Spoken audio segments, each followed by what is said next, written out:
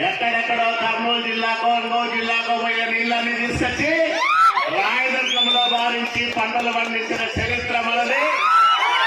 కాబట్టి మీ పంటలకు ఎలాంటి డోకా ఉండదు. కడేకల్లులో రెండో పంటకు కూడా నీళ్ళు ఇచ్చే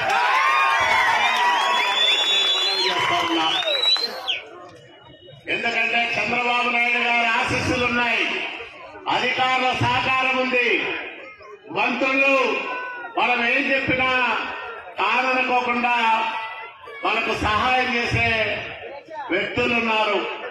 కాబట్టి ఎక్కడా కూడా మనకు ఏ లోటు రాకుండా మన అభివృద్ధి కార్యక్రమాలను ముందుకు తీసుకెళ్లడంతో పాటు చంద్రబాబు నాయుడు గారు ఆంధ్రప్రదేశ్ రాష్ట్రం భారతదేశంలోనే అగ్రగామిగా ఉండాలని కలలుగా ఎట్లయితే కంటున్నాడో ఆంధ్రప్రదేశ్ రాష్ట్రంలో కూడా అభివృద్ధికి చిరునామాగా రాయదుర్గం